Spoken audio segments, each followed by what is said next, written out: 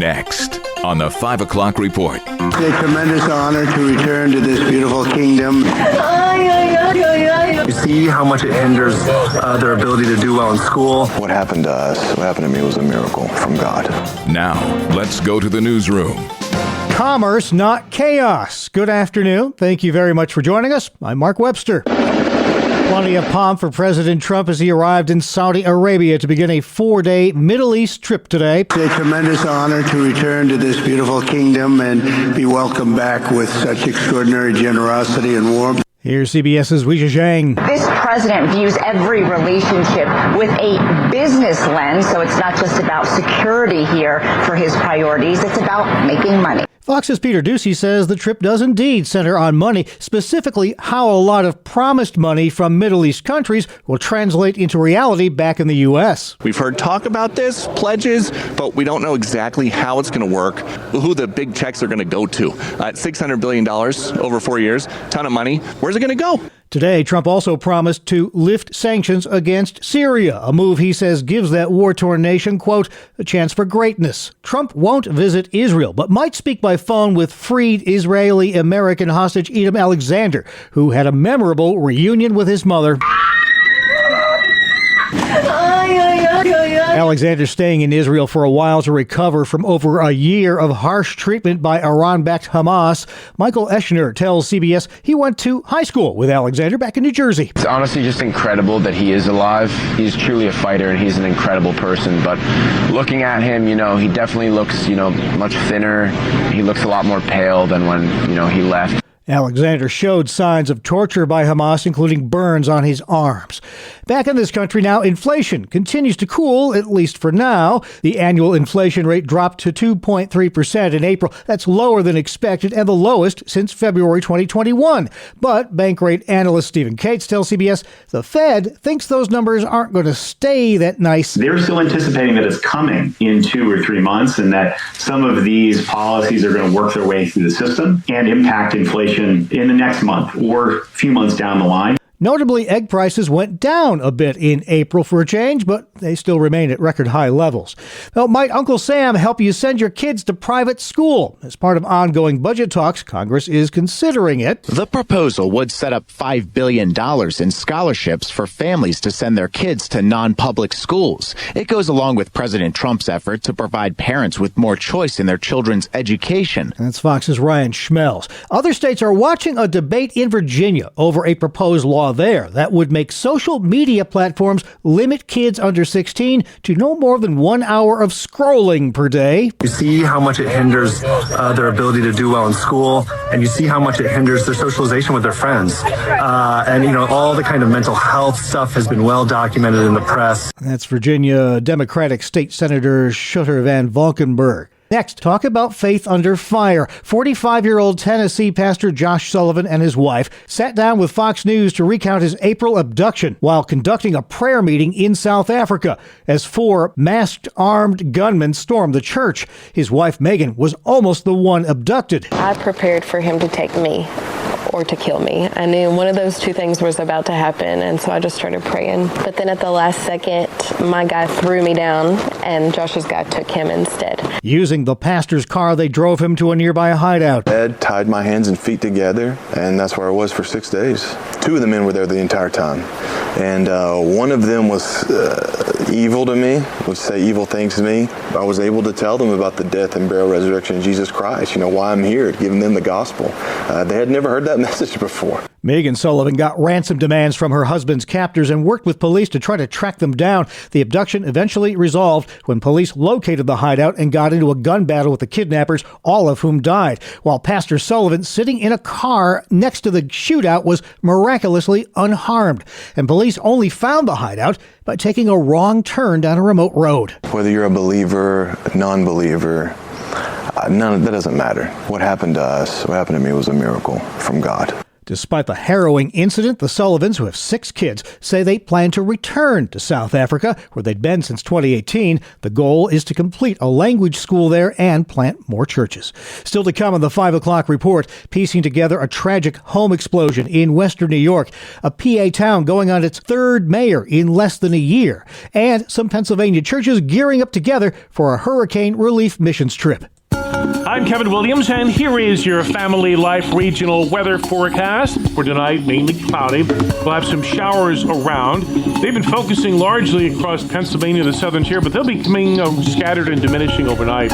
Low temperatures, 50s and low 60s. Tomorrow and Thursday, rather cloudy with some showers. Could be a couple of rumbles of thunder. But again, there'll be frequent rain-free periods and extended rain-free periods at that. High temperatures, mid-60s to the middle 70s. Thank you, Kevin. Checking the stories making news where you live, across New York and Pennsylvania. Was it natural gas? That's one of many questions investigators are tackling in the wake of last night's deadly home explosion in a quiet neighborhood in the town of Hamburg, New York. The Buffalo suburb rocked by a powerful blast that obliterated a home, killing one elderly occupant and critically injuring another. Today brings us a lot of investigation. The fire investigators are here working on their investigation with the assistance of the Erie County Sheriff's Department and also the New York State Office of Fire Prevention and Control, the Fire Safety Division. In that division, they're assisting in the investigation. Erie County Emergency Services Manager Sean Crotty. The blast damaged several nearby homes and a neighboring one caught fire and was destroyed.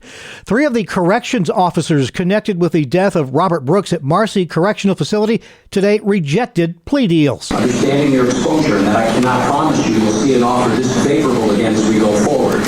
You want to reject that offer today? Yes, sir. Nicholas Kiefer, Anthony Farina, and David Kingsley will instead be going to trial after rejecting those deals. The terms of those deals would have resulted in prison sentences ranging from 12 to 18 years. The 3 of them will instead head to trial and, if convicted, could be in prison for 25 years to life. 10 Marcy Corrections officers arrested and charged in connection with Brooks' death. A public hearing tomorrow in Albany will focus on safety in state correction facilities. This after a 3-week prison guard strike earlier this year that resulted in thousands of COs losing their jobs. State Senator Bob Rollison is ranking Republican on the Senate Corrections Committee. The violence in general that is going on with our correctional facilities, and that's incarcerated against incarcerated against staff. So to me, it's not just one particular area that needs to be addressed. Others argue more needs to be done to protect inmates in light of the beating death of Robert Brooks and another incident in the state system. Pennsylvania Governor Josh Shapiro in Schuylkill County Monday talking about the need to invest more in the state's ag industry. He's created the first in the nation Agriculture Innovation Fund to support Pennsylvania farmers. I spent a whole lot of time listening to farmers, listening to our agriculture interests, and they talked to me about the need for more capital and more innovation, more opportunity. The governor says the agriculture industry contributes $132 billion to PA's economy every year. Now, for the 3rd time in 7 months, Pottsville, Pennsylvania is looking for a new mayor. Mayor Mark Atkinson announcing last night he has to step down. I wish nothing but the best for this city, for this council, and for all of you. Thank you. As with his predecessor, David Clues, Atkinson is leaving office for health reasons, telling WNEP. I have Gulf War illness, and part of that is cardiac problems. They started back in 2010. At the end of April, I was rehospitalized, and they found some significant changes in my heart. Atkinson served in the military during the Gulf War. Clues also suffered from cardiac issues. The Pottsville Council now has 30 days to vote on a new mayor. Up next for today's Hometown Heroes feature, I had a chance to chat with Pastor Brad Helpman with Watermark Church in Bellefonte, Pennsylvania. He's helping to lead a missions trip to Tennessee this summer to help victims of Hurricane Helene. A trip that started out as a small-scale youth trip and grew into something different. It came about, so each year here at Watermark Church, we put together a youth missions trip where we take our teens out, junior and senior high teens, on a short-term missions trip, usually every year. And we were tossing around ideas about that. It was kind of funny because there's 3 people, myself, which I'm the family and youth minister, one of our other student ministry leaders, and one of our elders. I had this feeling like, man, we do something different this year. Then I had the thought of, what if we did something to help with the hurricane relief efforts in North Carolina, Tennessee, or down that area? So that following day, I went to our other team student ministry leader, and he had the same thought. And then that Sunday, it was like one of our elders came to us and said, hey, what if we did a church-wide mission trip down south to help with hurricane relief efforts? So there's like three of us within a matter of just a couple of days coming together with this very same idea. So it bloomed out of just being a student ministry missions trip to being a church-wide missions trip, and then to inviting other churches in the area to partner with us, be a part of our team, and go down with us. So we currently have 30 people going on the trip, and there are two other churches in the Bellefonte area that have partnered with us, which is Wingate Faith and Zion Community Church. Mm-hmm. So we're going to be going down there. We're going to be helping with the rebuild efforts. We're going to be doing some cleanup, rebuilding of businesses and homes, more focusing towards probably the business side of it. We were talking to the trip coordinator at Experience Missions, and she was saying some of these towns have like 80% unemployment rate because the entire businesses have been wiped out. They have nowhere to work, which was really kind of impactful on me because it's like, how do you live? Hurricane Helene came through, September of last year, and they're still struggling down there. So we're looking forward to going down. It's kind of neat how that blossomed out of what was going to be a small-scale trip to involving multiple churches now. It's kind of a neat way to strengthen ties between churches in the area. Yeah, it's been really cool to see the different communities come together and partner together, building relationships together, and really looking forward to seeing what God does with our group through our trip. Obviously, our main goal is to be helpful and impactful to those that have been affected down there with the hurricane, and, to be able to show them the love of Christ through our hands and feet. One of the side things is seeing the relationships being built and how that can carry on, not just in this trip, but beyond that, in future trips and within our local community here, partnering together and doing stuff in our local community as well. Brad Heldman, youth and family pastor at Watermark Church in Bellefonte, PA, one of three churches there, partnering on a July missions trip to areas in Tennessee still recovering from Hurricane Helene. Watermark's holding a silent auction this weekend to help raise funds for that trip.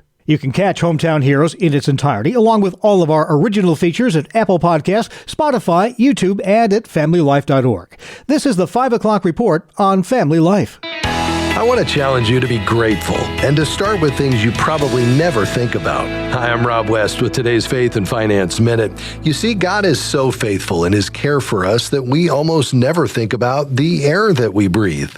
But without it, we couldn't live. And what about the water we drink and the sun that brings us warmth and light? We have those things because God created them for you and for me. And He provides in so many other ways. Have a roof over your head and clothes on your back and food on your table? Sure, you may have worked to buy those things, but who gave you a body and a brain? The Bible says that God even gives us the power to make wealth. So thank Him today and every day for His provision and faithful care in your life. Connect with a certified Kingdom advisor who's been trained to deliver financial advice that aligns with your Christian values by visiting our website, faithfi.com. Still to come on the 5 o'clock report, a reply 50 years in the making. I hope that someone gets my message in a bottle. I'm Kevin Williams, and here is your Family Life regional weather forecast. The next several days will be somewhat unsettled, the result of an area of low pressure that is adrift across the southeastern United States, but showing a gradual push northward. The result will be some showers and rumbles, but frequent intervals of rain-free weather as well. The call for tonight, mainly cloudy. We'll have some showers around. They've been focusing largely across Pennsylvania, the southern tier, but they'll be coming scattered and diminishing overnight. The low temperatures 50s and low 60s. Tomorrow and Thursday, rather cloudy with some showers. Could be a couple of rumbles of thunder.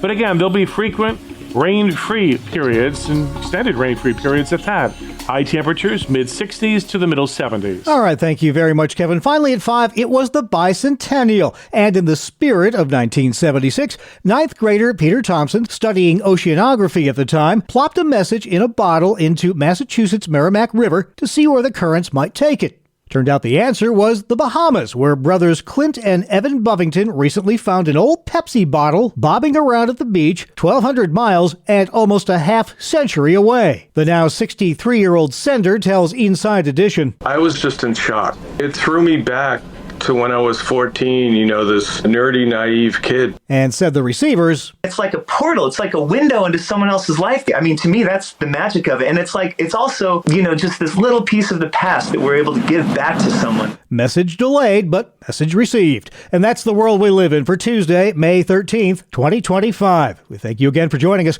I'm Mark Webster, Family Life News.